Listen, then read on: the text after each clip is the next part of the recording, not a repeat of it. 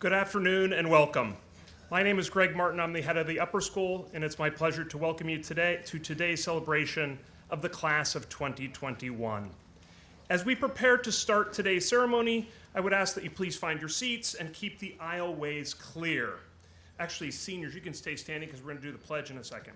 Also, please silence all cell phones and electronic devices at this time. Thank you. Good afternoon, students, families, friends, faculty, trustees, honored guests, ladies and gentlemen, and welcome to the 57th Annual Ranney Upper School Graduation Ceremony.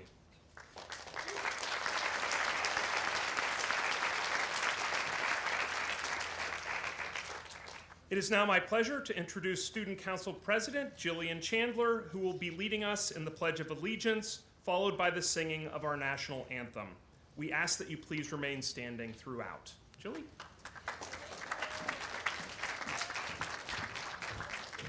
Hi everyone, welcome, and please rise to the Pledge of Allegiance. I pledge allegiance to the flag of the United States of America and to the republic for which it stands, one nation, under God, indivisible, with liberty and justice for all. Thank you.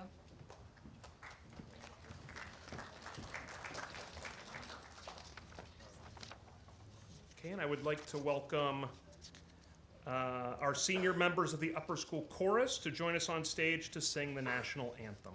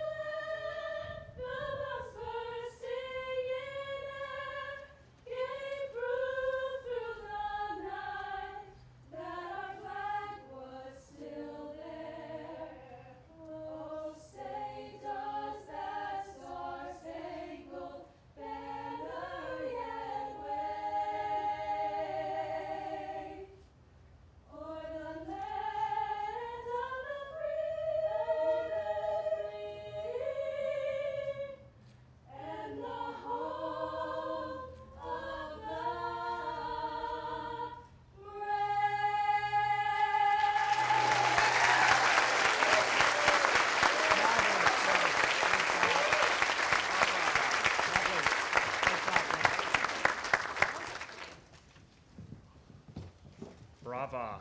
That was wonderful. You may be seated. Thank you. Before we start, I think it's important to thank some folks. Our Board of Trustees, represented by Board Chair Bob Chandler, Dr. Griffith, and the entire leadership team, our faculty and staff, of course, for all of their efforts throughout the year and the years, our parents, thank you, Mrs. Muchiga, Mr. Matarasso, and Mrs. V for an extraordinary amount of work in putting together today's ceremony.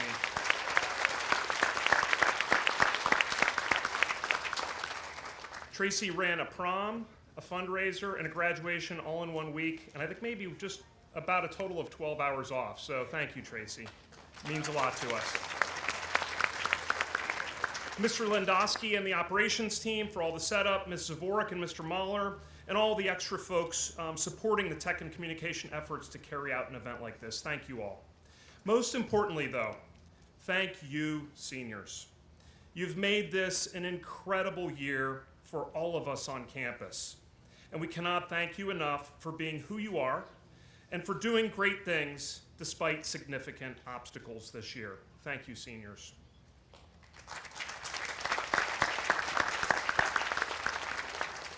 Back in the year I graduated from high school, 1988, Nike launched a bold new advertising campaign based on the phrase, "Just do it." While this has become universal language for success in athletics, you graduates may be just as familiar with Shia LaBeouf's use of it in front of a green screen while screaming the phrase in different ways. I don't know, maybe you haven't seen this. Let's check it out. It's pretty funny. What makes this kind of phrasing so universal? Consider when you were little kids playing on the playground. Your parents would say to you about trying the monkey bars for the first time, "You can do it." Today, you have probably heard a few people say, "You did it." So there's something universal about being a doer, yes, but let's go back to the Romans for whom ago agere was a key verb, to do or to act. I became familiar with this word while studying Latin and Shakespeare in graduate school. It's believed that a sign outside Shakespeare's Globe Theatre read, "Totus mundus historionum agit," or "all the world plays, or does, agit, a role." We find this root in words we use regularly today, like agency and agent. And while those tend to have modernized meanings that have more to do with the advertising world, as in advertising agencies, and legal representation, as in sports agents or musical agents, they stem from that same root word agere, to do. At one of last week's award ceremonies, I cited Plutarch, who stated, "The mind is not a vessel to be filled, but a fire to be ignited."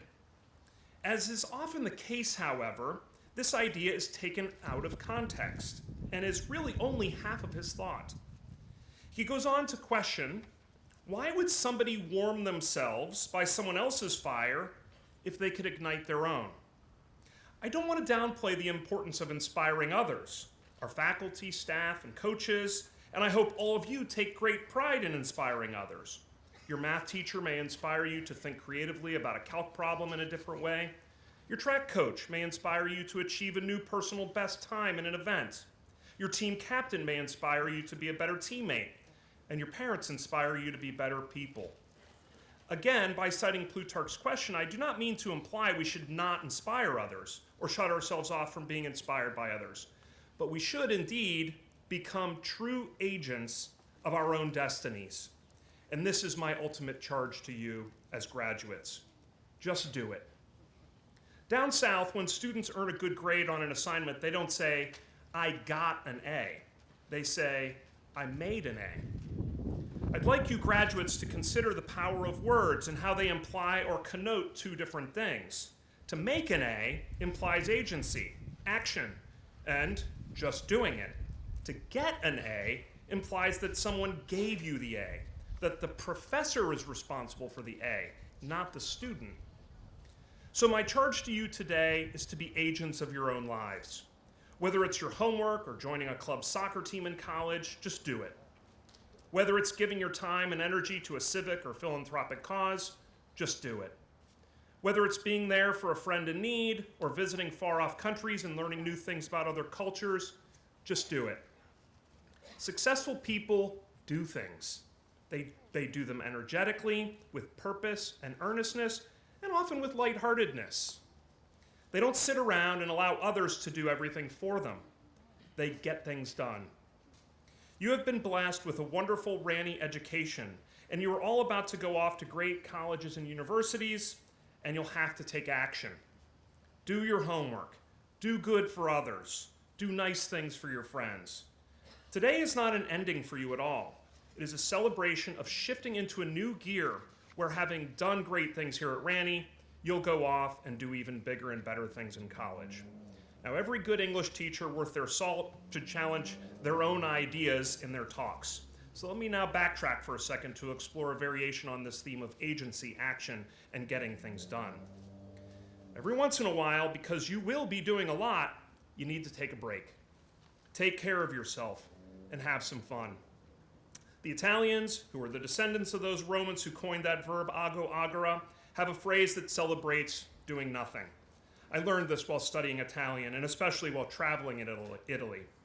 They say about their ability to sit in a coffee house, sipping cappuccinos slowly, watching the world go by peacefully, that they are expressing la far niente, or the art of doing nothing. Your whole life shouldn't be doing. You will need to decompress. College is hard. And you'll need to go out on the quad, throw a blanket on the ground, sit and watch the clouds go by, birds sailing through the breeze, and be warmed by the sun as you drift off into a peaceful state. You may need to slow down and sip that coffee with a good friend and just enjoy each other's company. Whatever it is, because you're doing so much, you will need to find artful ways to do nothing as well. And finally, there are things you just shouldn't do. You learned much of this back in kindergarten. Don't be mean to others, don't steal, don't cheat, don't treat people from different walks of life poorly because they're different from you.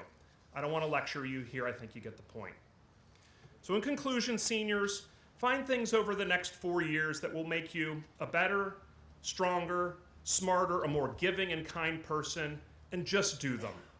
Find ways too, because you'll be so busy doing great things, to rest and discover the art of doing nothing.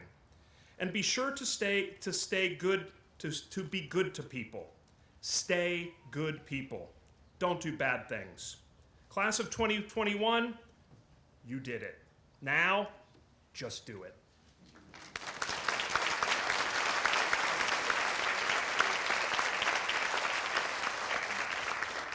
Please welcome Ms. Marie Curry, Dean of Academics, to the stage for our Salutatorian's introduction. Marie?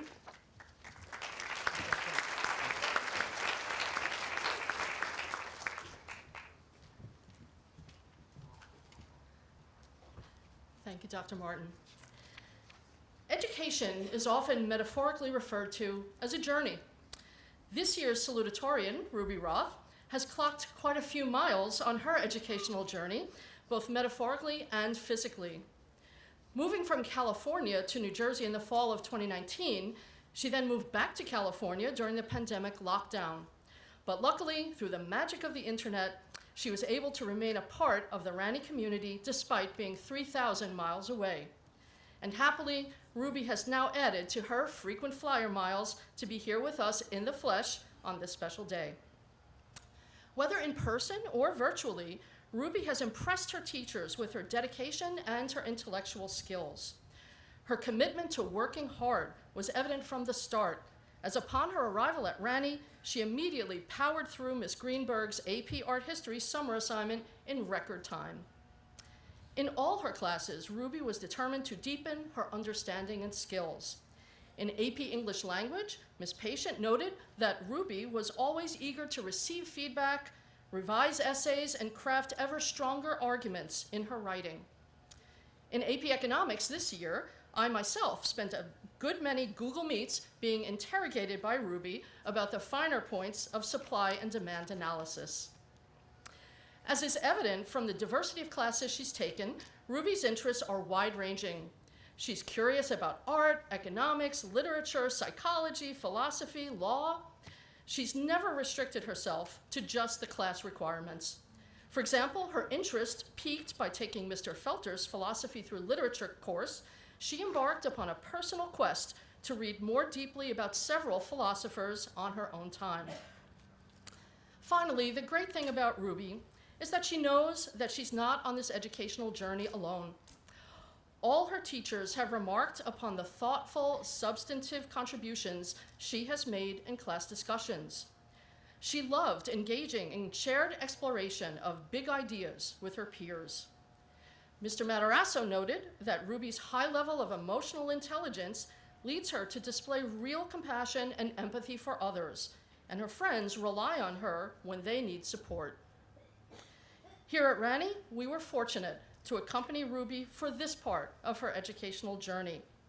We wish her all the best as she travels on to her next destination, the University of Southern California. Please welcome the class of 2021 salutatorian, Ruby Roth.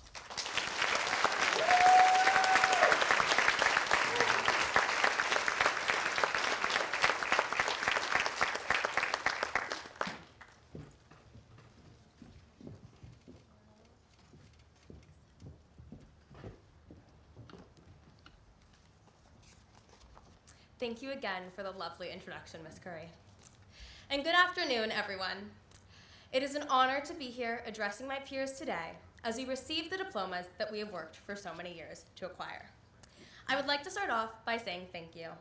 Thank you to the parents, guardians, families, and friends who have made it possible for my fellow graduates and I to be here today.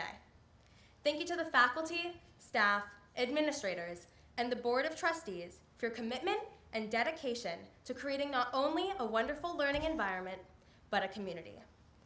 And to my fellow graduates, congratulations.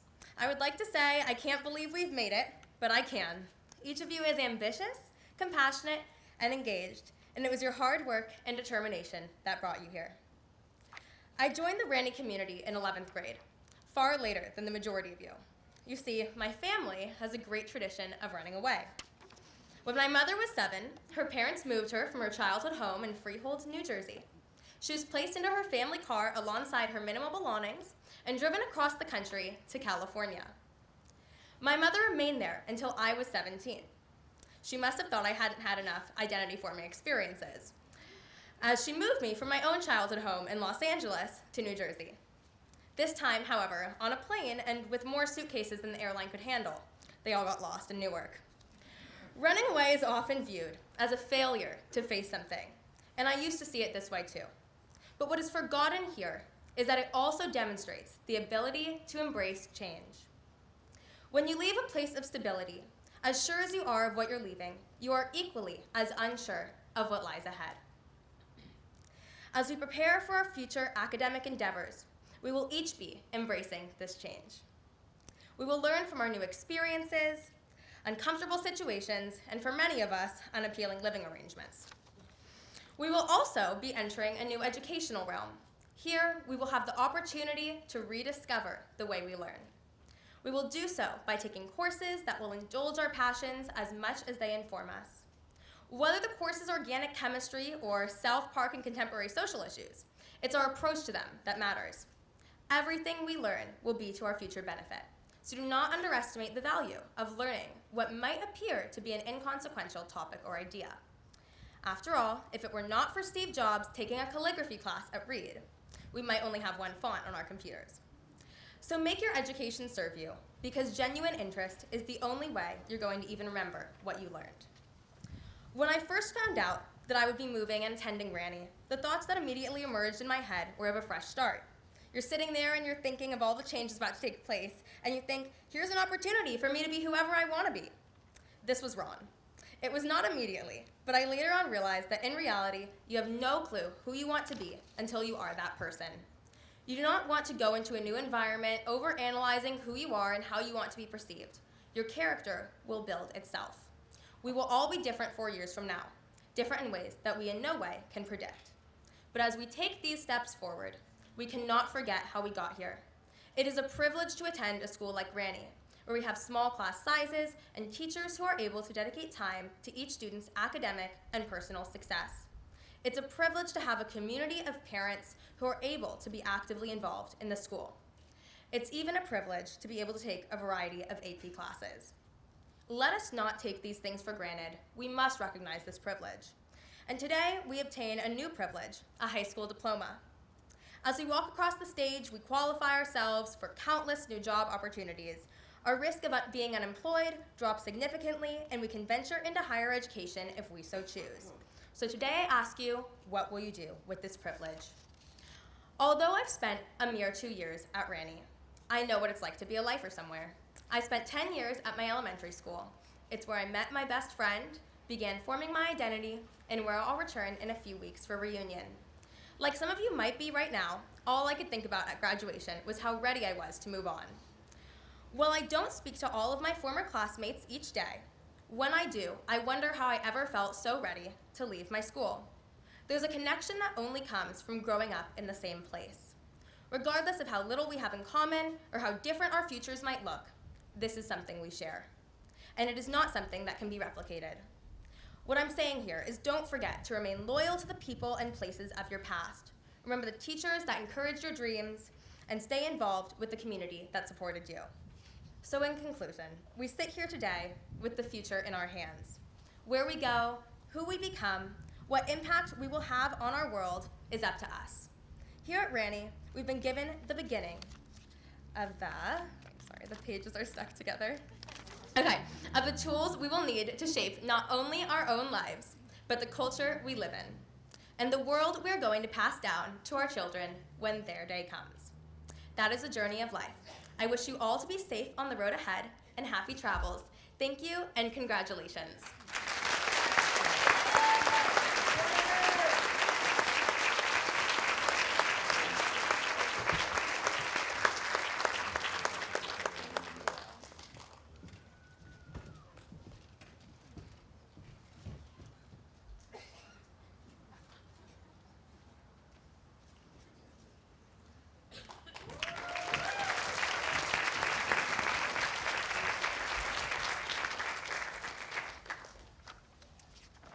I now invite Head of School Dr. John Griffith to the stage for his congratulatory remarks, farewell remarks. Thank you, Dr. Martin. Thank you, Ruby. Welcome to the commencement of the Randy School class of 2021. Again, I extend our welcome to trustees, faculty, and staff, and especially the parents and other guests who have come to share this celebration with this wonderful senior class. A special welcome to my predecessor, Dr. Larry Sykoff, and his wife, Joyce, who are joining us today. All of you graduating today have unique stories. The paths that led you through Randy are not the same. Certainly, I'm sure you'd find many commonalities among all of your peers in the class of 2021.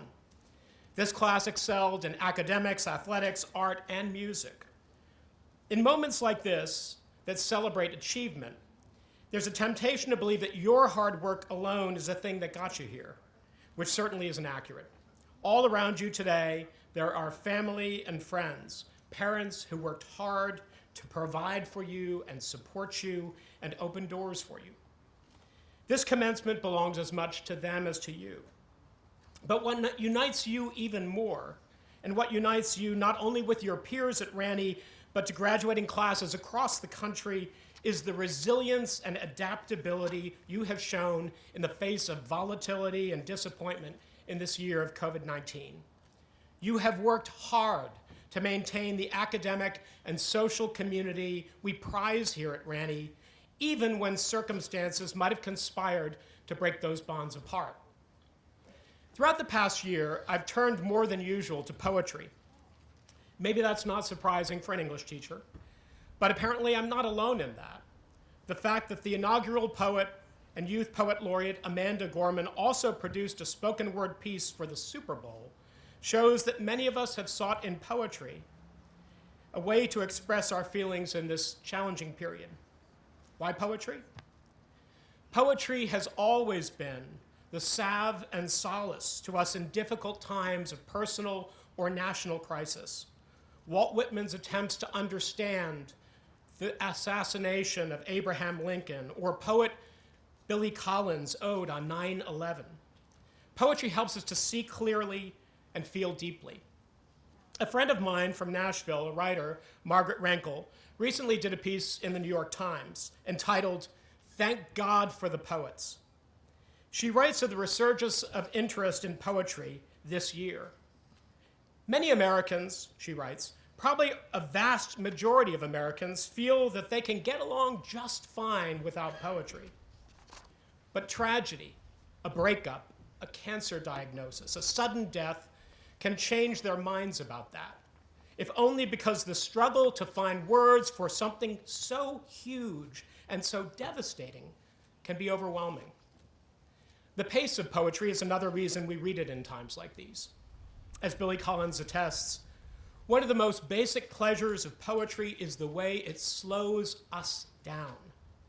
The intentionality of language gives us pause. Its formal arrangement checks our haste. Some of your time as students here at Randy has been spent in a swift flow of information. And by the time you graduate from college, 4 years from now on a similar spring day, I hope, you will have that pace of change and information will have accelerated even more.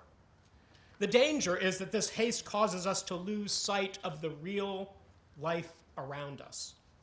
Challenging as this past year has been, deceleration may have been one of its few benefits. Collins asks, how can we avoid being so caught up in an information frenzy that we forget who and where we are? How can we widen our apertures so that we can see more than just the spot on the horizon, the unattainable dot we're always rushing toward? How can we perceive and preserve a sense of mindfulness?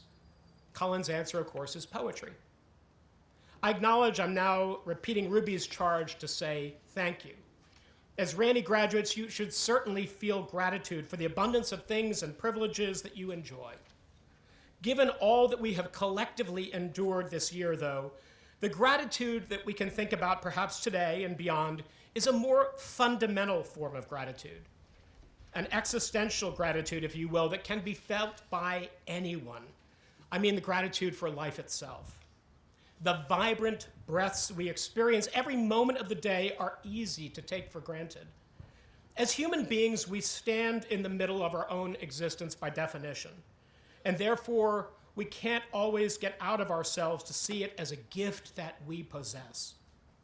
In this past year, we have certainly learned that life is not to be taken for granted. We should not have to survive, of course, a global pandemic to feel this most elemental yet most elusive form of gratitude. But I've found that poetry helps, especially in times of turmoil. We collectively feel, of course, that we've turned the proverbial corner. The outlook is bright. Vaccination rates in New Jersey are robust. Unlike peers and siblings, you will likely have a much more typical start to college this fall. And we are all excited about the return to normalcy. Commencements are both, as the very name suggests, prospective, that is, dealing with the future, as well as retrospective, dealing with the past. Today, as is my practice in moments like this, I've written an occasional poem or a poem to mark a specific occasion, the commencement of this class of 2021. I have cobbled together some lines that I wrote over the course of the year and incorporated some lines by Amanda Gorman, the poet I referenced earlier. It is a little more serious than my words sometimes are at times like this. I didn't mine Hamilton or Dr. Seuss for these words. But I hope you'll see them, graduates, as a testament to your resilience, your endurance, and your ultimate success. This poem is addressed too to your wonderful teachers who have supported you on this journey. I cannot imagine a better community to have weathered this unprecedented time with. To the class of 2021.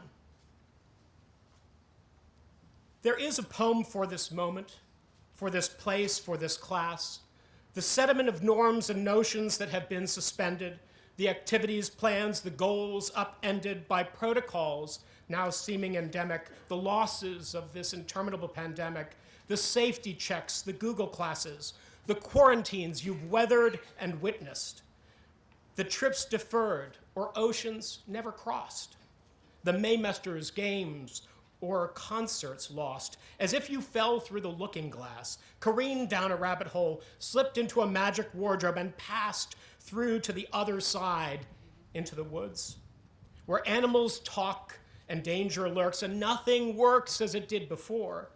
You have fallen into a strange new story. Behind the azure mask lies an expression ineffable, a narrowing of the eyes, and tears or laughter, we might surmise, we might hazard a guess, though we know the face.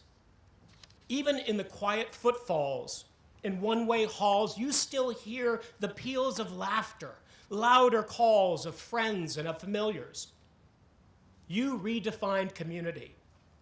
The tendrils of town hall and virtual gatherings, reaching out and making plans, how different all the holidays.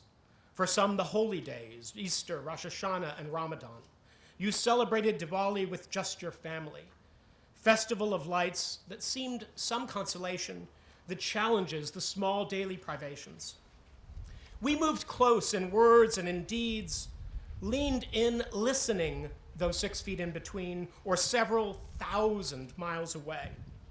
Sometimes each isolate screen displayed a grid of faces, PowerPoints or presentations. You talked, went mute, did calculus equations. Let us look into the eyes above masks and pixels for a while. Let us know in person or through devices, codes and computations, and through the squint of a smile, your music beat and breathed through speakers and on screens, on trumpet or timpani, on bass or violins. So you plan and improvise, pivot and flex, you share, collaborate, integrate, and mix. Let ingenuity coexist with anxiety, compassion with caution, humor with hope. Then you can be touchstones for your friends. Turn your tassels toward the left, toward the classmates you'll see again. You graduates who have journeyed through, you have all learned in short order too, not to be presumptuous, that nothing is assured for us as humans. You have faced the crises, marches in the street for social justice. From the fires and ashes of burning Troy, Aeneas carried Anchises on his back. And who have you carried? Who, in carrying others, has carried you? You have lived through danger, endured the isolation, and come to see suffering is not your birthright, for your inheritance is beauty. But it's grief that gives us gratitude, shows us how to find hope if we ever lose it. So ensure that this ache wasn't in vain. Don't ignore the pain. Give it purpose. Use it. Know that this distance will make hearts grow fonder. From a wave of woes, you will emerge stronger. And this much you know is true, that even as you grieved, you grew, that even as you hurt, you hoped, that even as you tired, you tried, that you'll be forever victorious, ever tied today. How could you have prepared to be the heirs of such a challenging hour? But within it, you have found the power to author a new chapter, to offer love and laughter to yourselves. So while once you might have asked of me, how could you prevail over this catastrophe? Now you can state what we know to be true. How could disaster prevail over you? Congratulations to the amazing and resilient Randy class of 2021 on the commencement. We love you. We will miss you. Visit often. Thank you.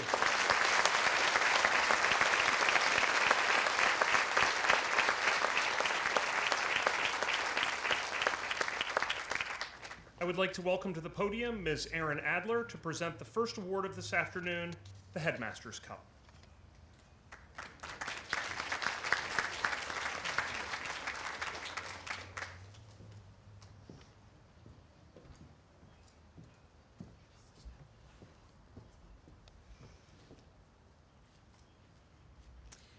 While leadership always comes with its share of challenges, it's far easier to lead when times are good, when fundraisers are bountiful, and when events are straightforward. This was not that year. In fact, to say that this year posed some uncommon challenges is a little like saying that stepping on a Lego barefoot hurts a little bit.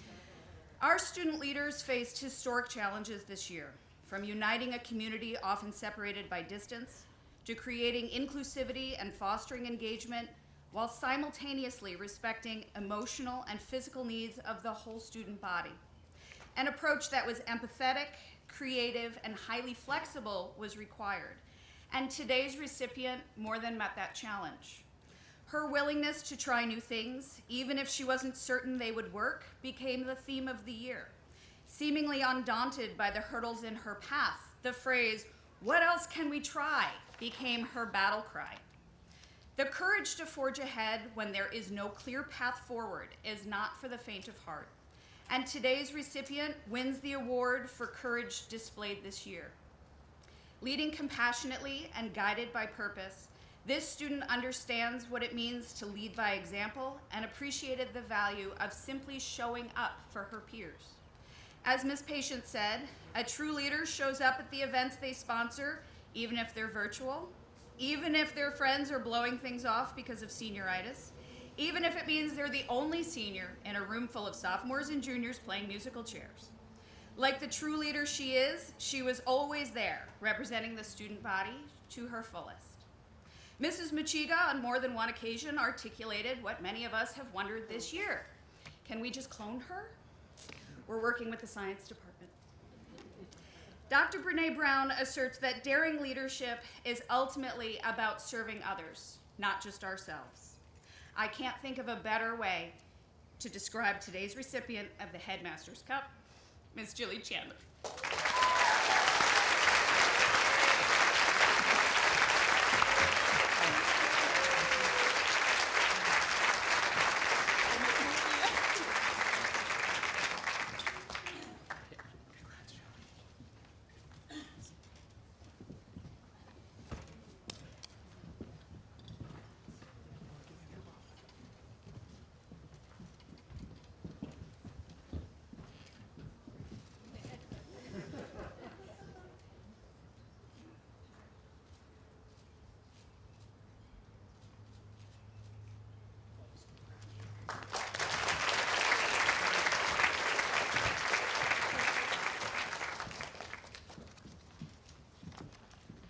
And now Mrs. Laura Goodrow will present the Gershom Tomlinson Humanitarian Award.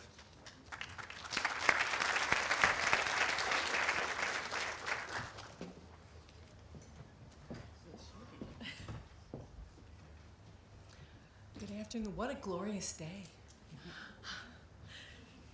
This Gershom Tomlinson Humanitarian Award is awarded to a member of the senior class who, in addition to their activities at Ranny School, has contributed with distinction to the betterment of the greater community. This student has performed significant, sincere, and genuine acts of humanity and kindness to others, and in so doing, has been an ambassador of Ranny values to the world outside our gates. This student initiated a new club during the summer before her junior year to engage her classmates in a selfless activity to help eliminate hunger in our local community. Her passion and compassion were intertwined to create Our Hope, which raised money and food for the formerly the Monmouth and Ocean County Food Bank. She was an incredible leader, organizing unique fundraisers, such as Pie a Teacher in the Face, a lot of fun, and selling Our Hope bracelets to raise awareness among her classmates. During the first year, Ranny won the Heavyweight Award, which goes to the school that raised the most total pounds of food, with every dollar raised counting as 1 pound of food. This student and her team gathered over 5,000 pounds of food and over 1,000 in additional donations. Even during this COVID year, this student used her creative genius to design personalized grocery bags for each homeroom across all 3 divisions and asked everyone to fill up the bags with food, gathering over 4,000 pounds of food and funds this year. This student's positive energy and empathy created a tsunami of participation from her classmates. She has served as a role model to the students in the lower and middle schools and has inspired her fellow upper school peers to make a difference in the local community. She has truly been an outstanding ambassador of Ranny values. It is my honor to present the Gershom Tomlinson Humanitarian Award to Sandy Wilderauer.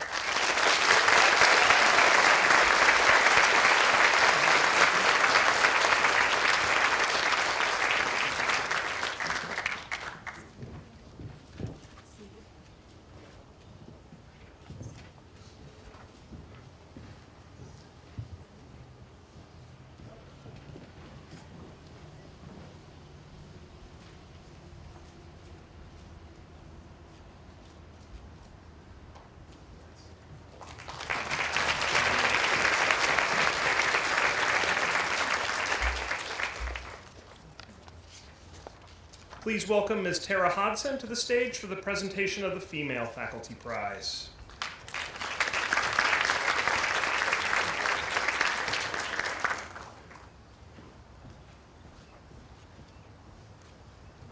It is my pleasure to present the Faculty Prize to such a deserving young lady.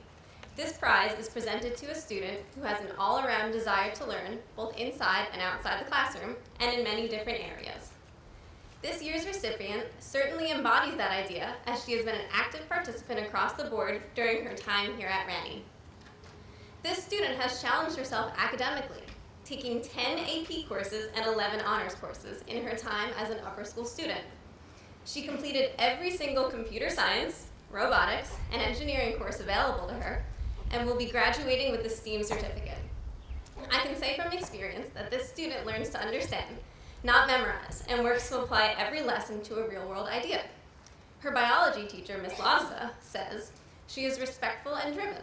She holds herself to the highest of standards when it comes to academic integrity. She has an inquisitive mind, which continues to benefit her through her scientific studies. Even outside the sciences, this student demonstrated a true passion for all that she does. Dr. Sobieski described her as a superstar, saying she is talented, respectful, and intelligent, and a compassionate young lady. She always does her best on the boat, on the basketball court, and in the classroom. This student has a true love for learning in all aspects of life. I've seen this for myself, having taught this student in 3 different courses and advising her capstone. This student never fails to try and solve any problem presented to her, even if she doesn't know where to begin. This will serve her well in her studies next year at MIT. She is going to take the world by storm, as she's already done here at Ranney, and I cannot wait to see what her future holds. It is my pleasure to present this year's Female Faculty Award to Miss Brooke Schnells.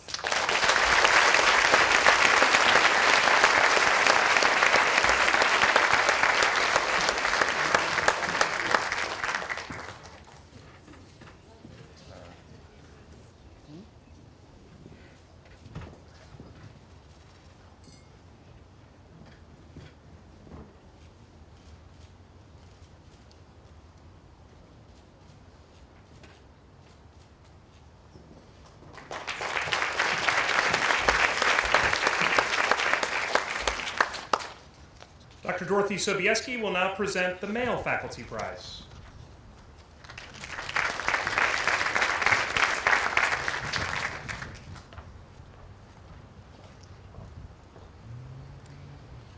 Good afternoon. In its description, the Faculty Prize seeks to celebrate the philosophical values and importance of a person's education. More specifically, one's journey towards learning, discovery, understanding, and appreciation of the world around us. As educators, we strive to pass on to our students the passion for learning. We promote values of honesty, responsibility, determination, diligence, and we encourage curiosity. These key values, when put together, contribute to the forming of a lifelong learner, a true enthusiast of exploration and inquisitiveness. There is, however, one more characteristic that indeed defines the knowledge seeker we look to acknowledge. We look for the one who exhibits a contagious enthusiasm for learning. Although this year's recipient irrefutably depicts the description of the Faculty Prize, meeting all the required qualification, he truly far exceeds the expectations of exhibiting a contagious enthusiasm for seeking knowledge. When he entered the ranks of Ranney Upper School, it didn't take long for us to recognize quality of his intellect, notice his intrinsic motivation, observe his exceptional work ethic, or spot his willingness to take intellectual risks. It was Miss Adler, I believe, who during his freshman year suggested that we simply clone him, as she recognized this young gentleman's special qualities. His drive and his unmatched enthusiasm were demonstrated in class, every class he took, on the running track, in practice or during a race, in orchestra rehearsal or at a performance, and in casual interactions with his peers. His self-chosen and immensely demanding curriculum at Ranney School allowed him to dive deeply into a variety of subjects and excel in all of them. He's a wizard of mathematics, linguistic master of Mandarin Chinese, maestro of economics, and virtuoso of physics, just to name a few. His love for music defined him and gave him an avenue to contribute to meaningful causes by raising millions of dollars for those in need.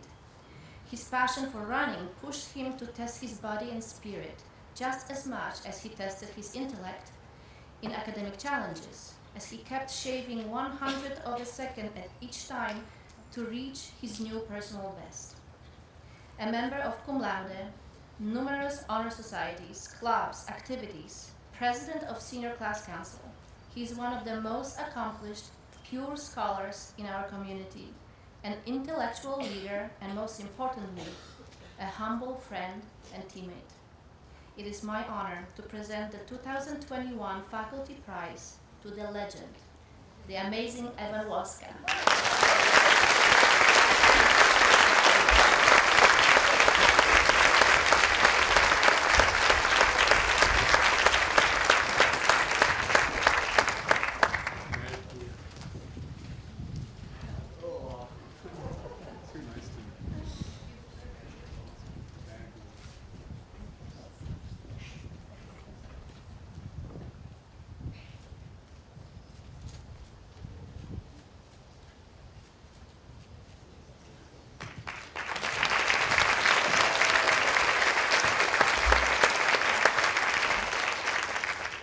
Please welcome Ms. Kate Greenberg to the stage for the presentation of the Ann Capel Citizenship and Service Award.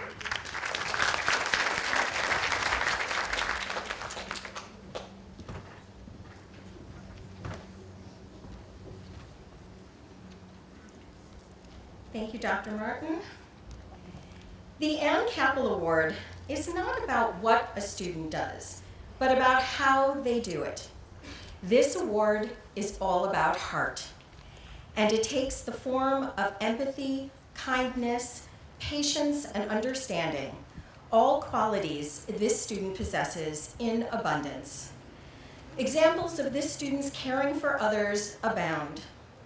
This student's breadth of interests means she has touched people all across the school, including the music program, the visual arts program, and athletics. Her coach said, quote, "For as long as I have known her, this student has been such a kind and generous soul, unafraid to speak up when people are treating others poorly. She is the antithesis of bystander apathy." This student uses all her talent and interests to give back. To watch this student teach her peers a new skill is to see grace and infinite patience. And she has taken those skills to the assisted living communities outside of school as well. I have seen her spirit of generosity turn to pure joy on seniors' faces. Described by the faculty as thoughtful, courteous, and helpful to everyone around her, she is always looking to do the right thing no matter what the circumstances. The balloon artist, Adi Somet, shared this observation. Talent is a beautiful thing, but talent alone is overrated, sometimes even dangerous. Kindness is much more important if you want to have a worthwhile life. But the best case scenario is to have both talent and kindness, and this student is 100% proof of that. I am delighted to present the Ann Capel Citizenship and Service Award to Abby Schaff.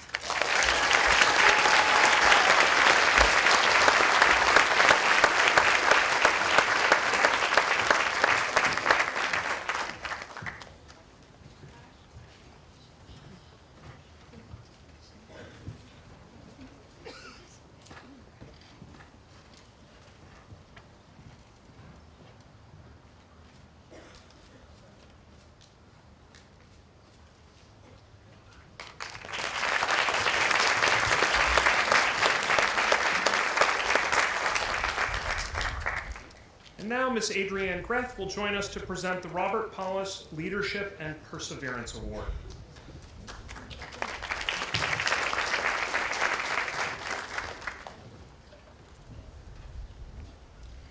Teachers and administrators often ask which students are in my college counseling caseload.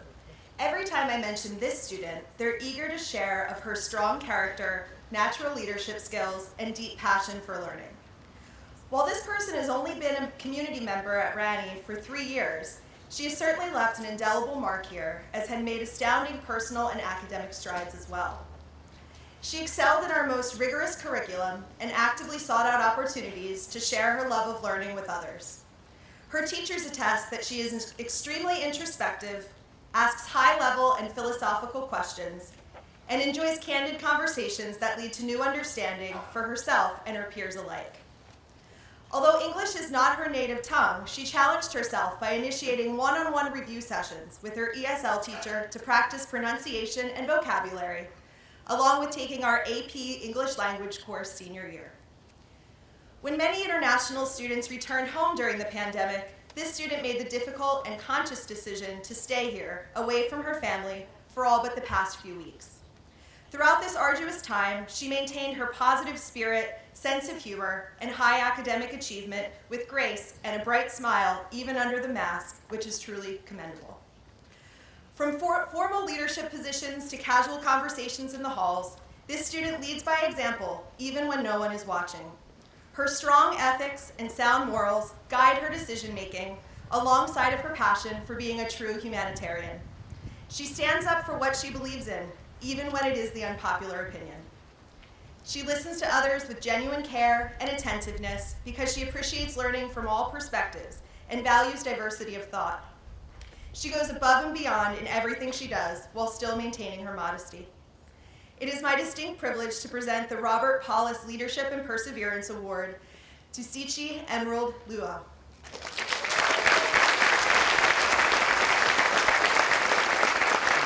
While Emerald cannot be with us today, we really hope she stayed up till 2 a.m. to watch the live stream. We love you, we miss you, and we wish you were here to congratulate in person. Thanks, Emerald.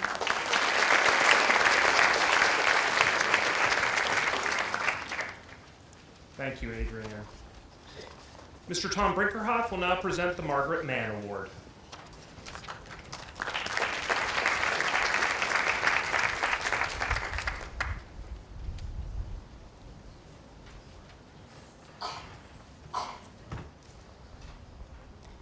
The Margaret Mann Award is presented annually to a Rani lifer who exemplifies conscious citizenship, thoughtfulness, courteousness, and academic excellence. As a 9th grade student recently expressed to me, this year's recipient, to use that student's words, really cares about you as a person.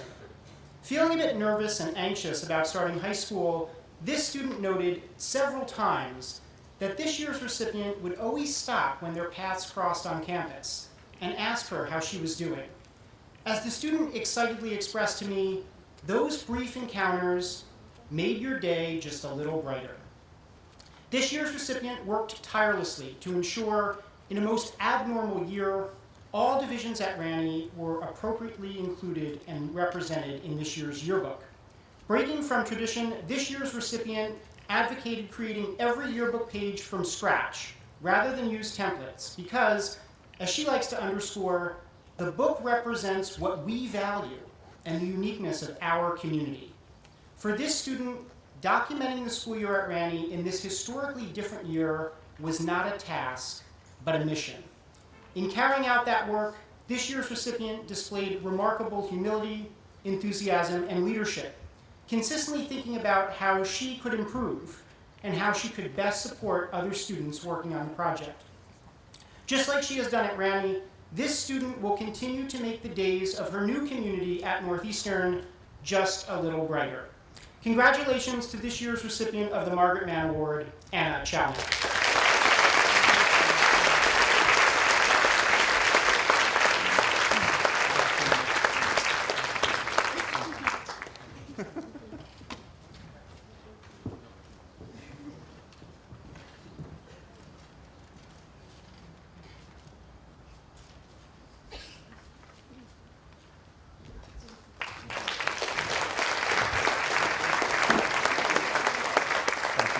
Congratulations, Anna. Please welcome our Dean of Student Life, Ms. Leslie Patient, to present the Dr. Lawrence Sykoff Award.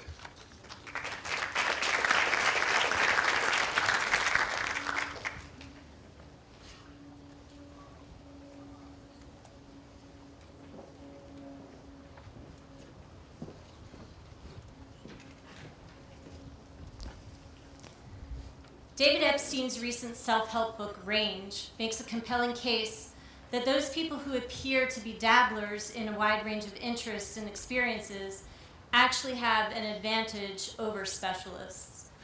These kinds of learners, he says, become better at applying their knowledge to a situation they've never seen before, which is the essence of creativity. This award celebrates a student whose creativity and breadth of experience spans the worlds of academia, arts, and athletics. And yet this student's excellence of character has made them especially agile in navigating all these worlds with unparalleled ease. Anyone who has ever collaborated with this student knows that he brings his authentic self to every endeavor.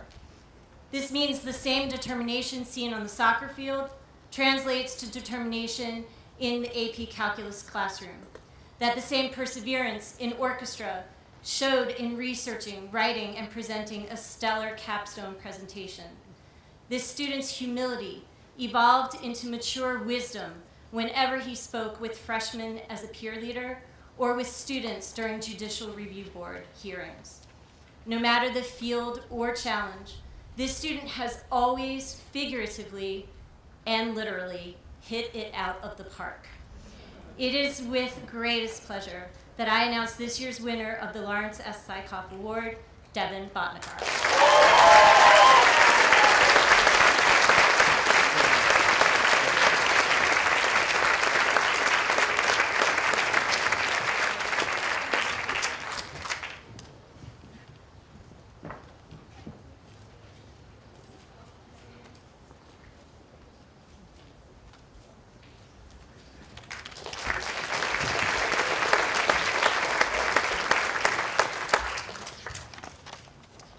Presenting our final award this afternoon, the Ranney School Leadership Award, will be Director of Athletics, Mrs. Natalie Gorman.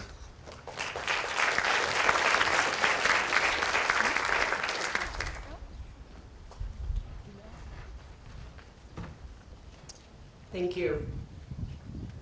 The best captains set the standard for the team. They set high standards for themselves and their teammates, and they hold everyone accountable. The captains and the leaders on any team, they are the warriors, the competitors, the ones who do all the little things right, not sometimes, but all the time. Because we know, in order to be successful, we must take care of those details every day, every practice, every game. This student has been a 3-sport varsity athlete at Ranney for 4 years. She represented her school, her teammates, her coaches, her family, and herself on the soccer pitch, the basketball court, and the lacrosse field. She pulled her Ranney jersey on 163 times in 4 years. And next week, she will have a couple more chances to lace up her cleats and put on her lacrosse jersey before she officially concludes her career as a Panther. When I think of this student, I think of a tireless worker, incredible teammate, a selfless leader, and a consistent competitor. When I reflect on her career at Ranney, where she never took a day off and always showed up for her team, I am reminded of Theodore Roosevelt's speech from 1910, better known as the man in the arena. Hopefully President Roosevelt won't mind. I changed a couple pronouns. It's not the critic who counts, not the man who points out how the strong woman stumbles, or where the doer of deeds could have done them better. The credit belongs to the woman who is actually in the arena, whose face is marred by dust and sweat and blood, who strives valiantly, who errs, who comes short again and again, because there is no effort without error or shortcoming, but who does actually strive to do the deeds, who knows great enthusiasms, the great devotions, who spends herself in a worthy cause, who at best knows, in the end, the triumph of high achievement, and who at worst, if she fails, at least fails while daring greatly, so that her place shall never be with those cold and timid souls who know neither victory nor defeat. Please join me in congratulating the Ranney School Leadership Award winner, Caroline Moore.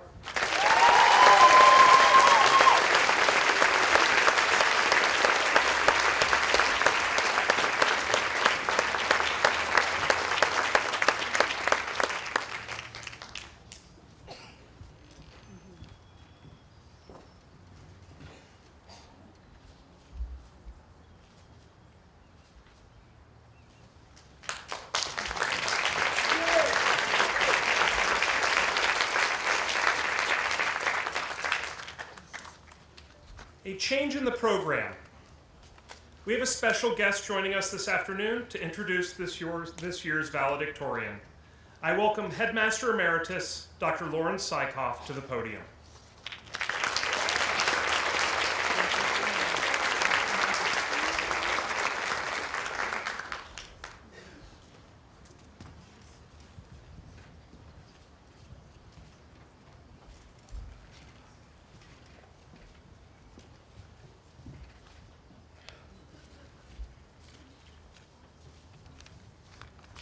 Well, good afternoon. It's certainly a pleasure to be back on campus. Thank you for this invitation to participate in the graduation of class of 2021. Walking around the campus brings back so many wonderful memories. Thank you, Dr. Griffith, for keeping the Ranney torch shining so brightly and for expanding Russell Ranney's vision. It's clear to me and to everyone else that the dream continues. Graduation was always one of my favorite celebrations. One last chance to be together to recognize and appreciate the results of a Ranney education, one that is driven by so many talented and dedicated teachers. So congratulations to the class of 2021 for reaching this significant milestone. And given the kind of year that it was for all of us, you certainly showed great resilience, character, courage, flexibility, and adaptability. These are qualities that the world needs today more than ever.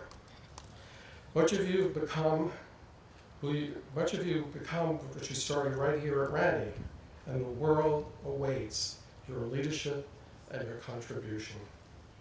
With 29 lifers in this class, many of you were part of my 20-year tenure, which makes it very special for me to be with you today. Some of you may remember as beginners hanging out my office and patiently waiting to receive your Ranney teddy bear. And speaking of teddy bears, I've been given the great privilege today to introduce this year's valedictorian, a teddy bear recipient who started as a beginner in 2006. This year's valedictorian is Evan Waska, a lifer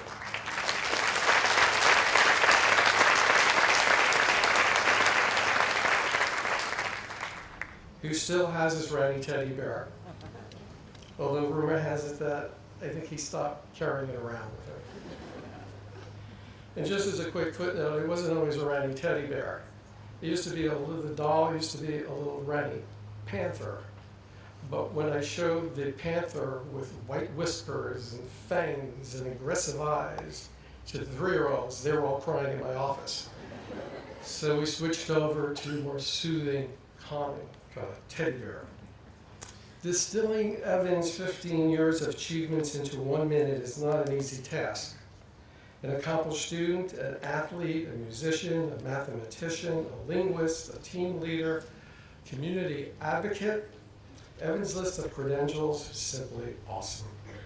It's no surprise Emory University offered him a full 4-year scholarship with admission to the nationally recognized and very prestigious Business Scholars Program. In addition to having completed the most demanding course of study, which included 8 advanced placement classes and 15 honors classes, Evan finished his Ranney education with the highest weighted cumulative GPA of 101. Evan was inducted into the National Honor Society, the Cum Laude Society, and has been presented with awards from both the economics and music departments. He has held leadership roles in the Chamber Music Club, the school orchestra, the National Chinese Society, and took first place in the Crescendo International Music Competition and first place in the 2019 American Mathematics Competition. And the word on the street has it that Evan just recently broke the school track record, having run the mile in 4 minutes and 31 seconds. This track star now holds a school record for the mile at 800 meters, 1,600 meters, 3,200 meters, a 5K, and I understand he's soon going to capture the record for 400 meters. We often refer to individuals like Evan as Renaissance people. They think with an open mind, they embrace new ideas, they confront challenge, and they pursue innovation, and never claim to accomplish everything, but accomplish anything to which they commit their time and energy. Now, in recent years, I've had the pleasure to have Evan stand alongside me as electric violinist in the Rani-powered Docks of Roth charity band. And standing next to Evan, while he's crushing these complicated solos and mesmerizing hundreds of people, is like listening to a blend of the acclaimed violinist Joshua Bell and the guitarist Eric Clapton. And it's not unusual for Evan to turn to me and say, Dr. Sykoff, it's not a B flat, it's a C. Very humbling experience. And as part of his band affiliation, Evan has received many community service honors from local and state officials for helping raise over $3 million to support 15 different nonprofit charities in the community. Evan has had a remarkable running experience and embodies the school's long-standing virtues.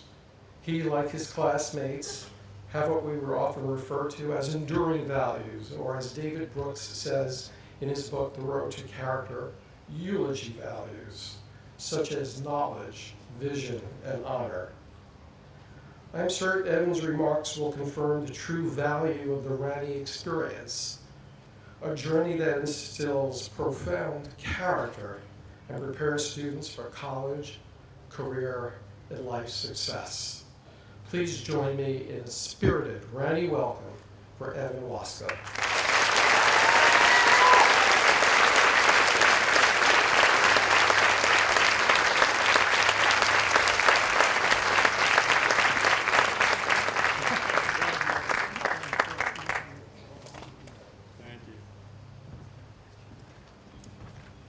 Wow, I'm speechless, which is probably not great because I'm literally only here to give a speech.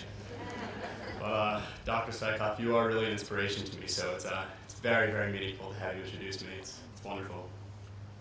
Good afternoon, seniors. We made it.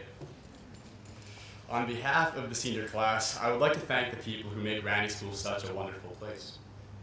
Thank you to the administration for the vision you bring to the school in making the tough decisions when necessary. Thank you to the faculty who have labored day in and day out to push us to be our best, all while serving as mentors and friends. Thank you to the operations team who work tirelessly to keep our campus spotless, yes, especially after senior prank day. Thank you to the college counseling office for providing us with the resources, connections, and support needed to find our homes for the next 4 years. Thank you to the maintenance staff who keep our campus running efficiently and making Rani such a beautiful place to come to school. Special thank you to our nursing staff who have played an even bigger role than ever this year in keeping our campus a safe place to learn. Thank you to my wonderful advisor, Mrs. Goodrow, for being amazing. I want to give a special thank you to the orchestra. I usually sing there, and I can tell you it's no easy feat to play for like 20 minutes straight. Probably all their arms are probably aching already. They have another like 30 minutes to play while we're getting our diplomas. Good luck. Yikes.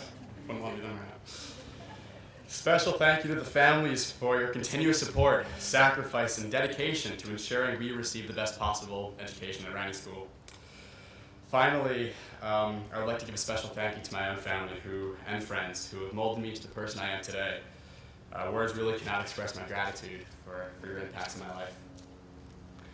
So this past weekend, I received a call from Mr. Malrasso in which he informed me of my position as Salutatorian. And as soon as I hung up the phone, I felt a rush of excitement, but that was short-lived because the prospect of writing this speech loomed over me. And after scouring trusty Google and YouTube, the best advice I could find was to speak about something I enjoy. That, for me, is running. When any non-runner learns of my participation on Rani's track and field teams, they immediately ask, "What's your mile time?" without even asking what events I run. And there seems to be this innate connection between the 4-lap mile race and 4 years of high school that we've all just completed. And I found many parallels between the 4-lap race and the 4 years of high school we just completed. We all entered high school not knowing what to expect or how to start. We were full of nerves and completely unsure of what the future may hold for us. The same holds true for the start of a mile race. When you're on the line waiting for the gun to go off, you are relying on pure intuition and guts to get out firmly in the pack. Many runners tend to go out scorching on the first lap, and just to realize they've exerted far too much energy. In the same way, as freshmen, we saw all of the extracurricular activities available to us and decided to join everything. Additionally, we chose to take as many difficult classes as possible, plowing towards our futures head on. There were some major roadblocks to our success, however, including a class advisor who really liked giving us CSBs. We love you, Mr. Stroda. If you're somehow watching this, you're probably doing doctor things right now. So, it is only once we completed that first lap of freshman year that we really began to understand that the next 3 years were only going to get more difficult. Sophomore year is a slow and steady grind. We were still underclassmen, but our courses increased in rigor. Our roles in sports teams intensified, and our leadership positions in clubs strengthened. In the same way that our lives in school began to increase in difficulty, so too does that second lap in the mile race. Every runner is doubt during the second lap because it really begins to hurt. Yet you still have 2 painstakingly difficult laps to complete. Personally, I knew sophomore year was going to be a grind after many late nights studying for AP US History, only to realize I was never going to do as well as Dylan Warren on any of the tests. Sophomore year was a year of consuming knowledge to the greatest extent. Though we feel we have come so far, we are aware of how much distance we have to cover. Any high schooler will tell you that junior year is torture. And for those of us who took AP Physics 2, it was a lot of torture.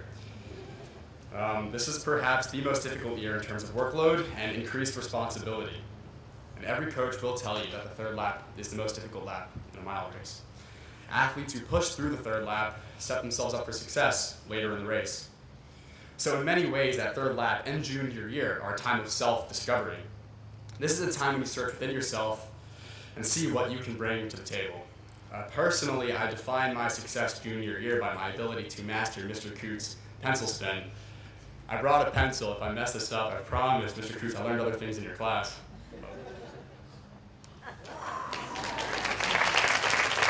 All right.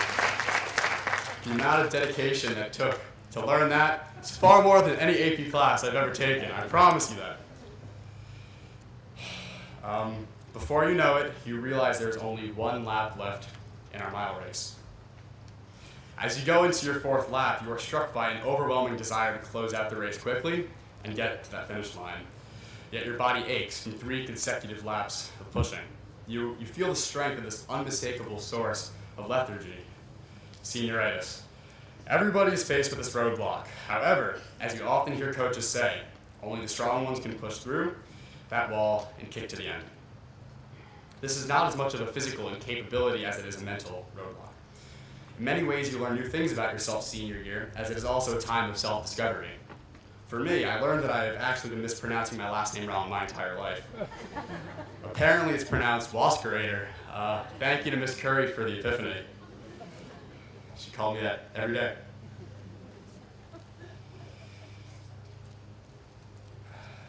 I was sitting here on the stage, well, on the grass, eager to take on life's challenges, proves that we are indeed strong ones. We were able to overcome all of the fatigue we experienced throughout our 4 years in high school, and we did make it to the finish line. Now, here we are, accomplished graduates ready to take on life's callings. As the class of 2021 valedictorian, it is my responsibility to provide you all with words of wisdom, a lesson for the future that has helped me prosper. However, I feel no more qualified than any of you to give this speech. I mean, I'm not a naturally gifted writer like Gabby Kalicki, and I'm not nearly as handsome as Myron Karkover. As such, I am going to steal some words of wisdom from somebody who has served as a teacher, a mentor, and a friend for me over the past 4 years.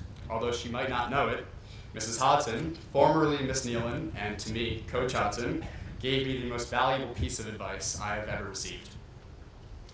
I will walk you through the same exercise she told me to do. So seniors, lift one of your arms as high as you can. Yeah. Now, lift it just a little bit higher. So my question is, why didn't you lift it that high in the first place? I asked you to lift it as high as you could. We are all hesitant to give actions our entire effort. because we are too scared about the fallback of potential failure. I promise you, the regret of not giving everything you have to a task is far worse than the potential ramifications of doing so.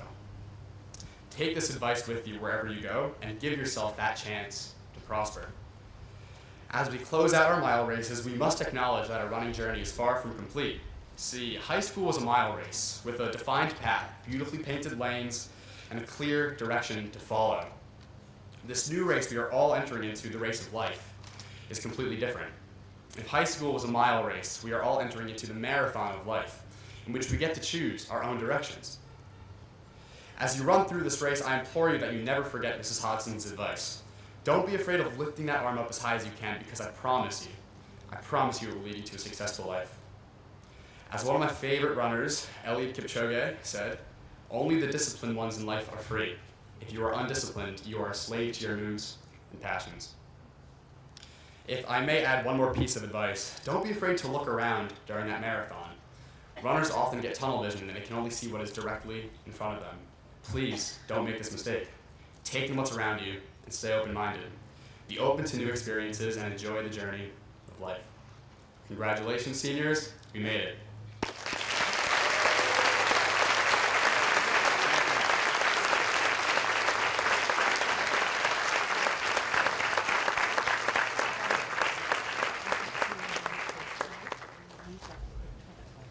Evan, actually, you're going to have to run back up here because the race isn't over. We need you for one more second. Thank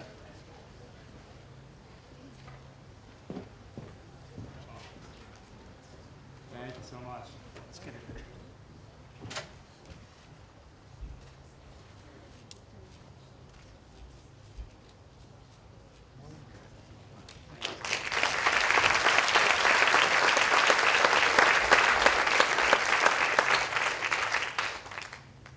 Okay. Dr. Griffith, will you please join me at the podium? It is my pleasure to inform you that each of the 70 students in this year's graduating class have successfully completed their course of study in Ranny's Upper School and have fulfilled the comprehensive and rigorous graduation requirements established by our Board of Trustees. With the unanimous and confident recommendation of the Upper School faculty and administration, I would like to recommend that each of the students in front of you be conferred a diploma from the Ranny School. On behalf of the administration and Board of Trustees, we accept your recommendation.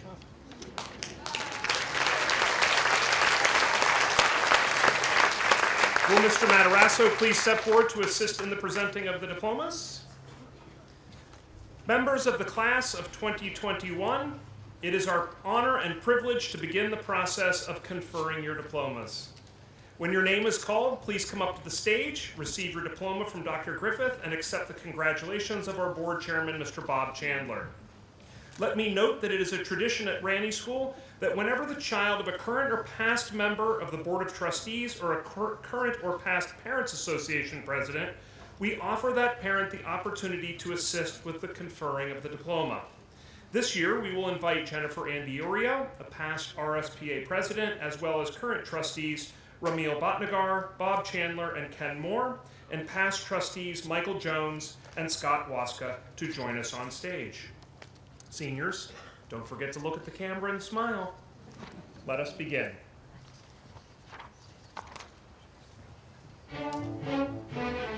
Noah Abrams.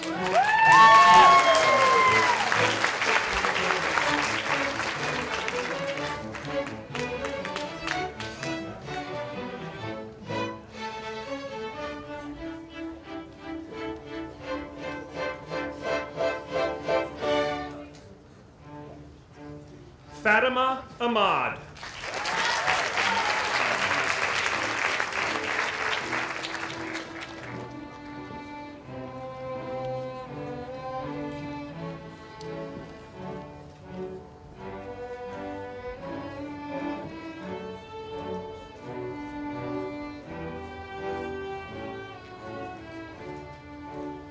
Mrs. Andiorio, will you please come to the stage?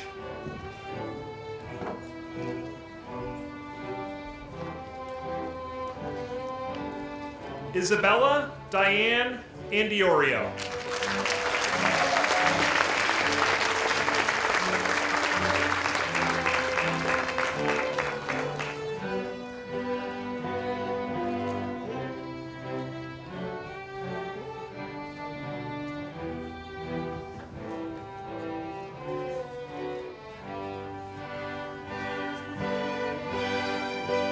Annabella Margaret Andiorio.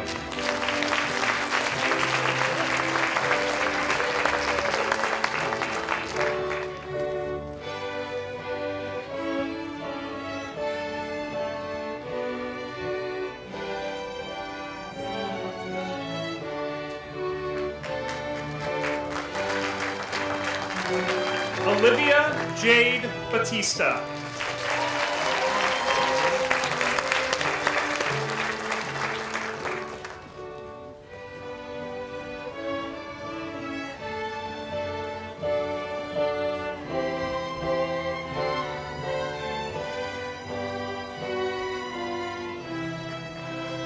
Tatiana Alexis Batson.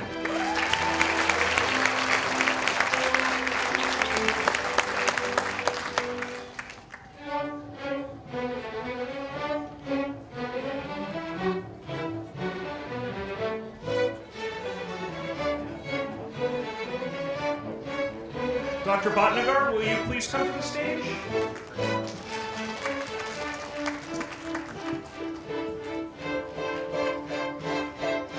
Devin Narayan Bhatnagar.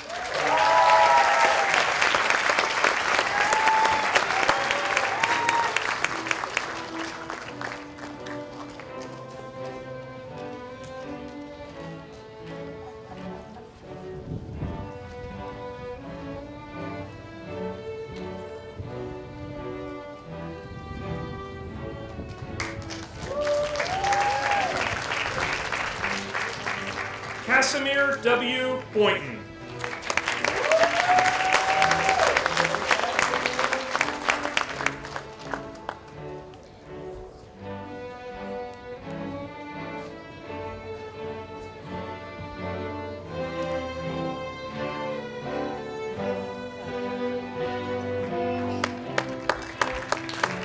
Annabelle Shauna Brodsky.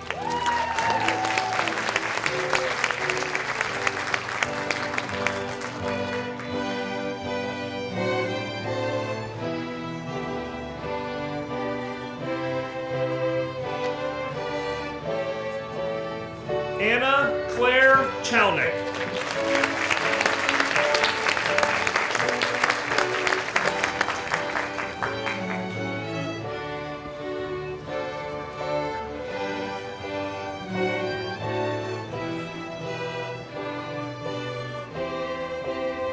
Mr. Chandler, will you please step forward?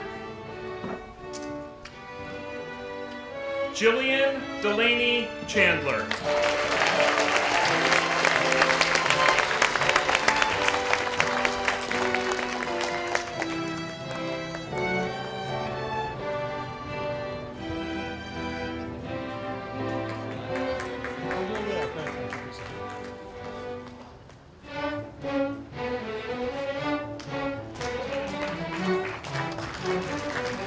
Lara Sezin Chu.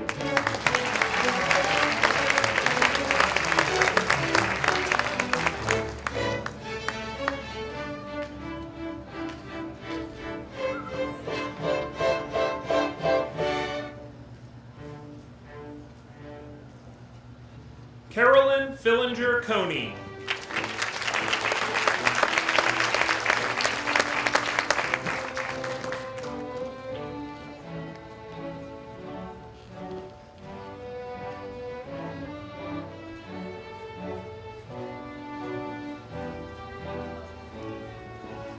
Gabrielle Ryan Colicchio.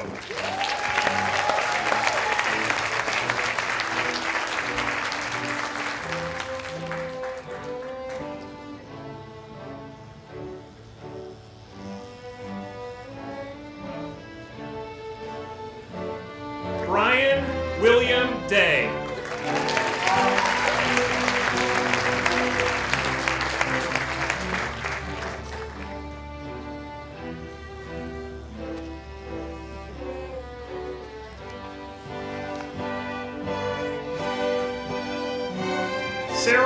Elizabeth DeCrease.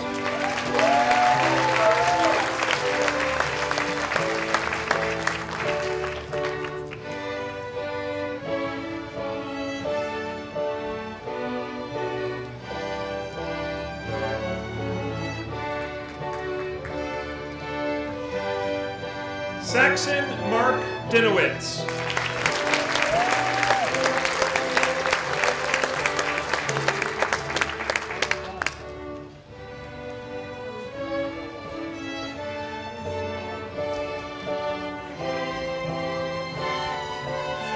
Josephine H. Elwell.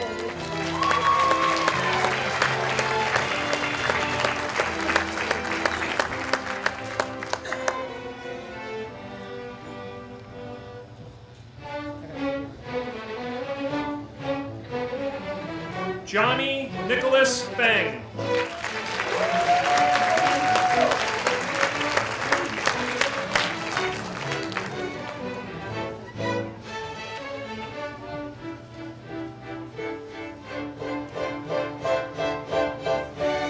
Ava Jade Floyd.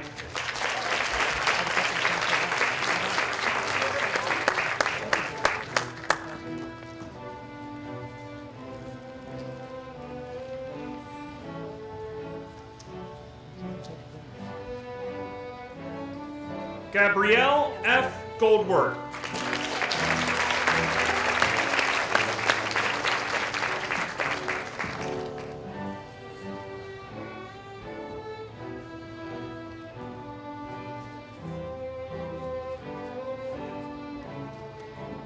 Emily Ann Goodman.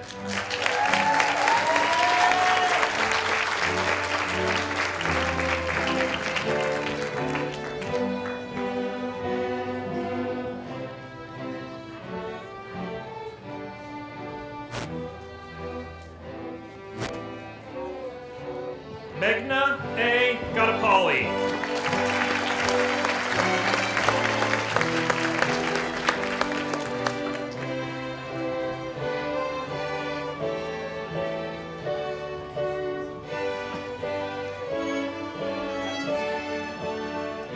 Jack Griffiths.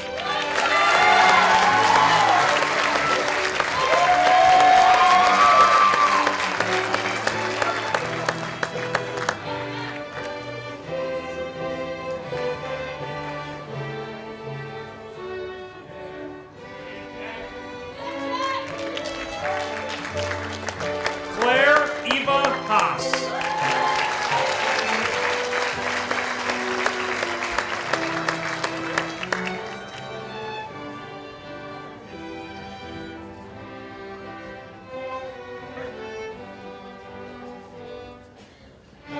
Jessica E. Hamelski.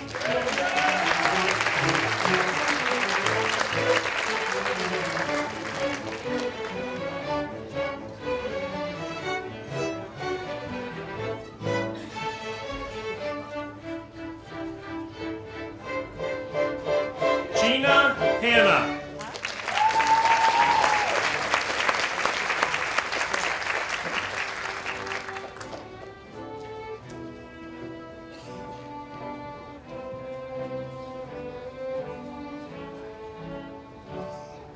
Charlotte Haley Henry.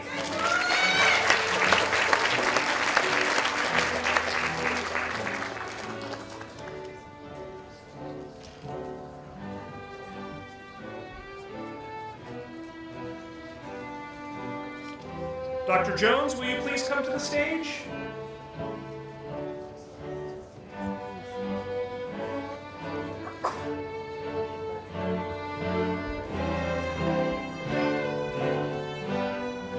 Siobhan Morgan Jones.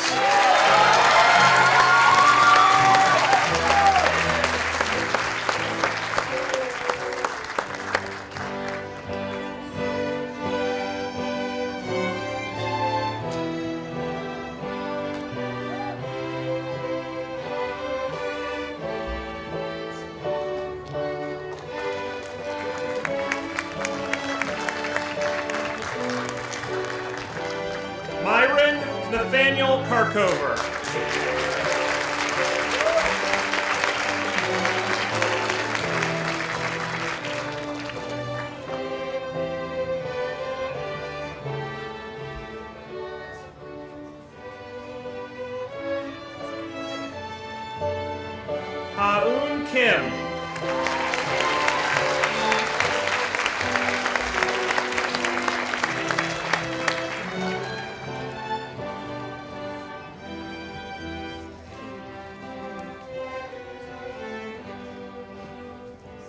Ryan Kraushar.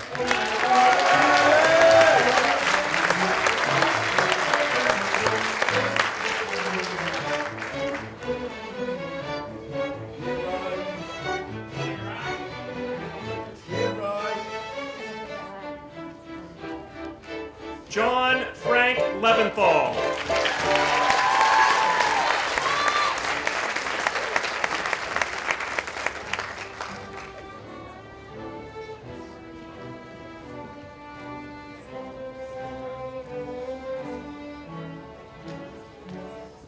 Tong Miao Leon.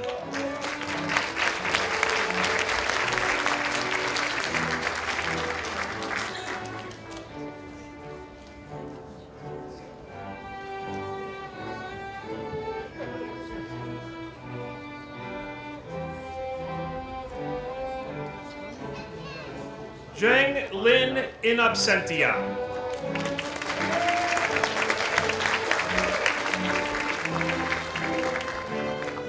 Si Chi Liu in absentia.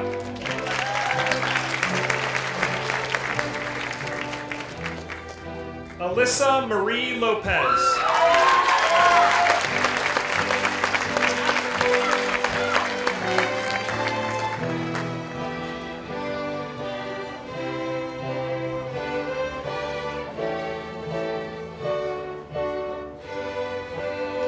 Ari Hayden Malik.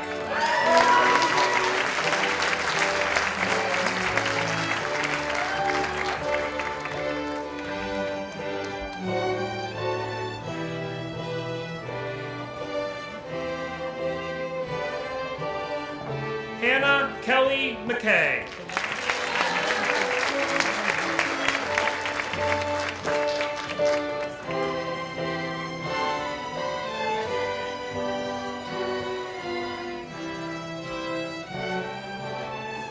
Mr. Moore, will you please come to the stage?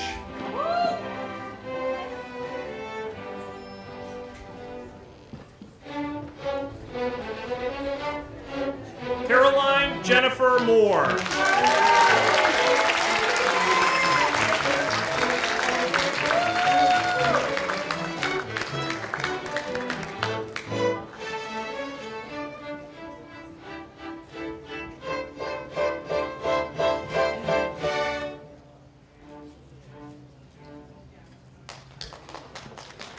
Brielle Natanson.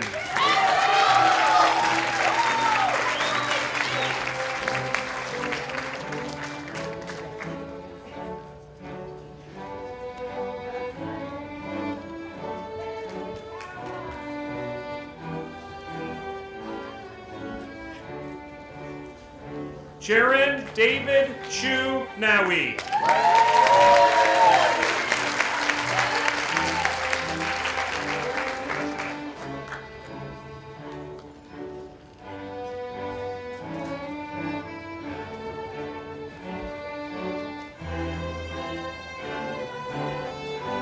Hannah Virginia Pagano.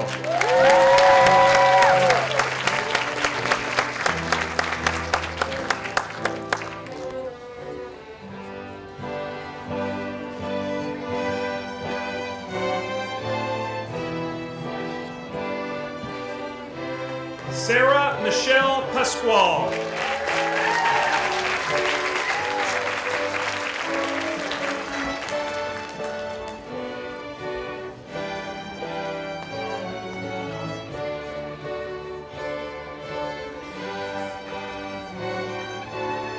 William Benjamin Prezzuti.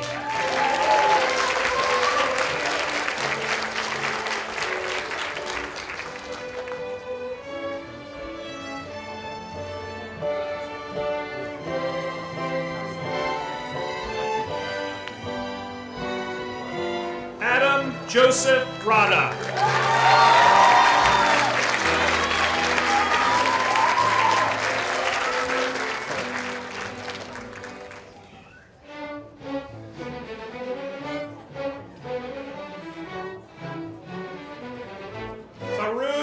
Rajan.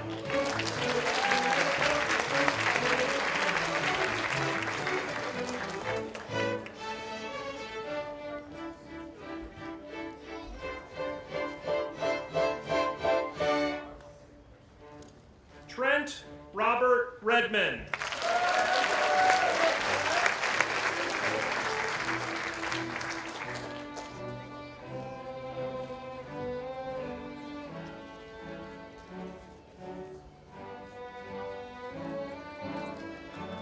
Kyle J. Roden.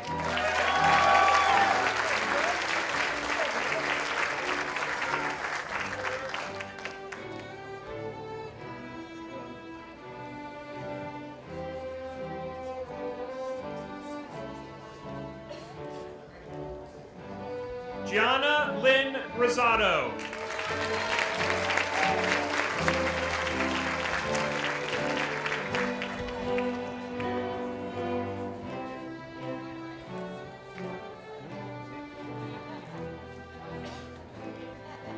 Gordon Asher Rose.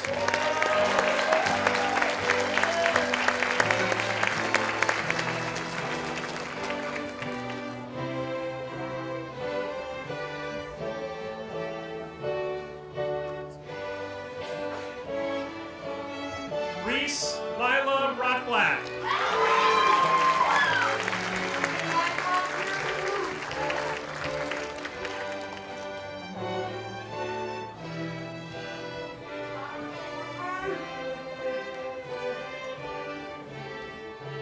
Ruby Grace Roth.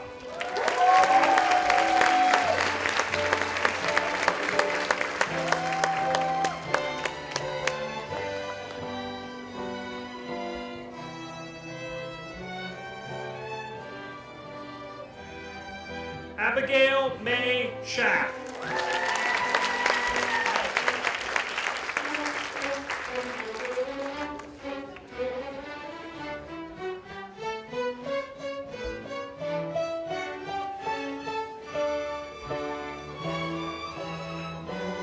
Brooke Ann Schmeltz.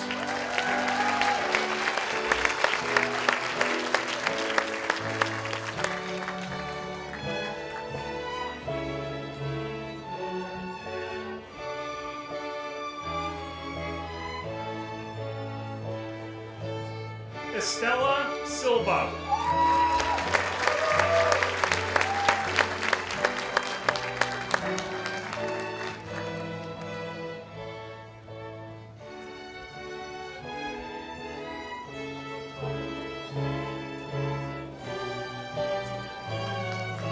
Zachary Spencer Angus Stock.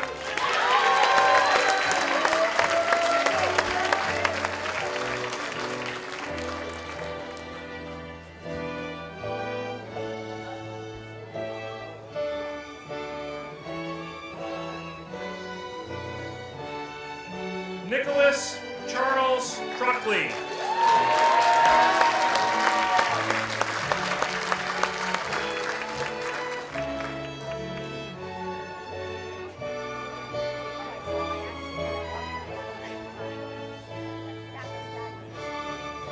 Emma Sidney Walker.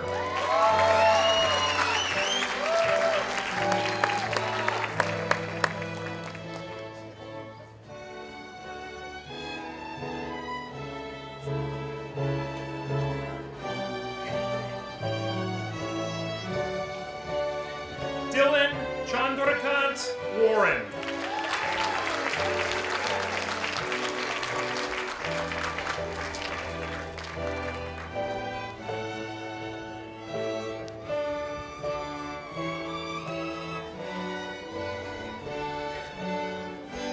Tate Alexander Westerlin.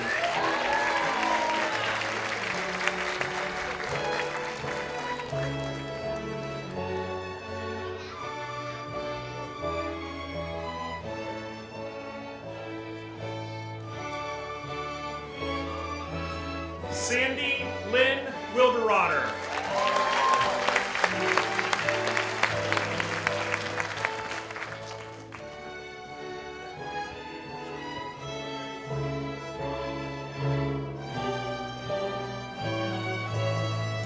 Waska, will you please come to the stage?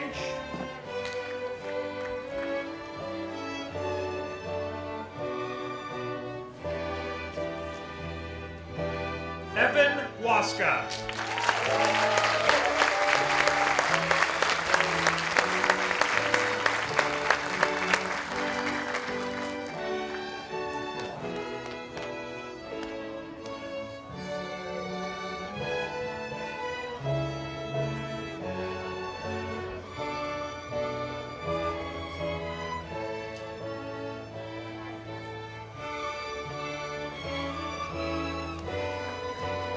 Yufeng Ji in absentia.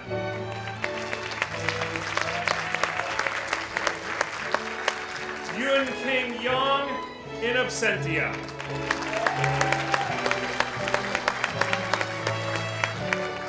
Sophia Grace Yanni.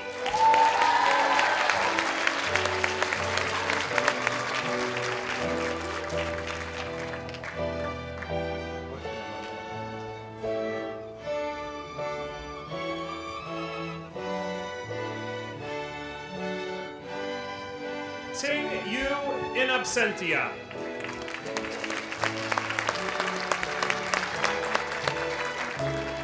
Josh Zihao Zheng.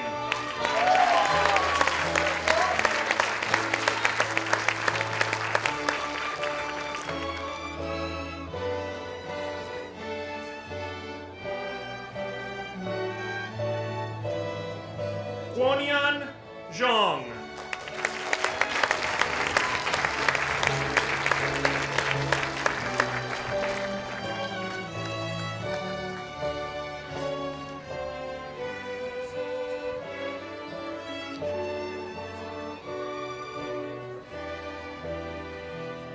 Emily Ann Zimmerman.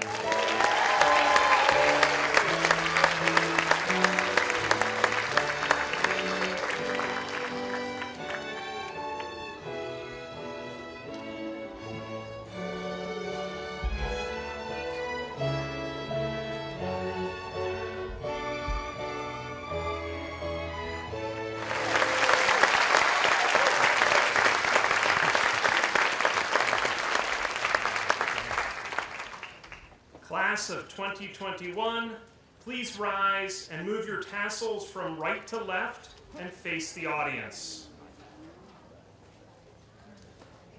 From right to left.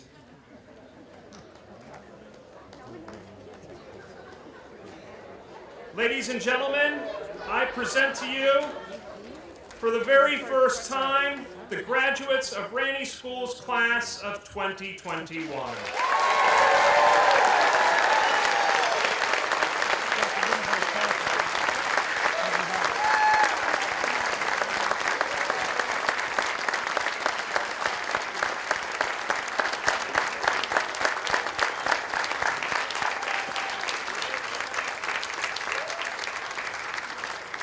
Graduates, take this moment to thank your family and your teachers, advisors, coaches, and mentors who helped you achieve this moment with a round of applause.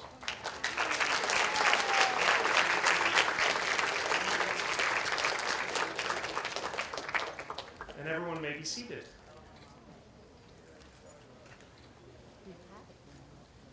Please allow me to reintroduce Mr. Bob Chandler, Chair of our Board of Trustees, for his closing remarks. Bob?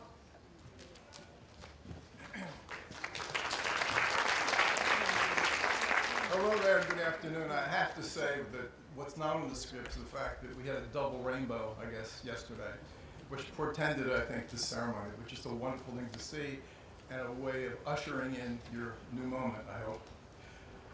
When we're all together like this, it reminds me of Robert Browning's famous poem. It's crafted to say, all's well. Everything is as it should be in the world. Everything is full of promise. And that's exactly what today is about. So much promise lies ahead. I'm going to take this opportunity to thank John. It's a distinct privilege being here on stage with Ranney's leadership. I also think it's a great thing to watch past and present board members come up along with other Ranney VIPs sharing their wonderful celebration and really embracing their children. I had that honor and I really appreciate that. And I'll add, it's great to see Larry and Joyce Sykoff back in the house. Thank you, Larry. These past 2 hours or so, I'm sure you'll agree, have been pitch perfect. Every aspect of the planning and logistical support, along with the nod from the weather gods that I talked about, of course, have made this day all the more inspiring. I'm going to keep this pretty brief, most because I don't want to have myself compared to my daughter, Jillian. She's great with audience, as you well know. This officially ends what was referred to as the rainy roller coaster that rocked the class of 2021. There were certainly, to say the least, big twists and turns. We happily shared many moments of joy with you, most especially as we wrapped up the impressive array of special events over the past few days. Yet, as the year evolved, you had to endure unprecedented public health hardships, thrown at you so unpredictably. At the end of the day, you emerged as effective self-advocates. You are resilient, wiser, and often brilliant masters of your own destinies. And that, without doubt, will contribute to your longer-term successes. The Board of Trustees wants to simply, but with a full heart, say thank you and officially commend the Rainey community, including all you graduates, your parents, your faculty, administration, and your always at the ready support and operations staff. Have an awesome time celebrating this incredibly special day. That's it. Thank you.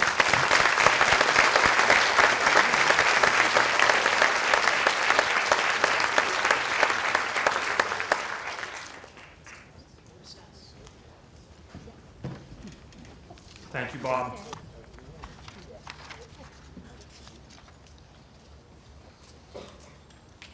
Thank you very much for attending. One final little change we're going to make is after the graduates process, we'll gather them in the back so they can circle up and toss their caps in the air, and we get a good picture of the tossing of the caps.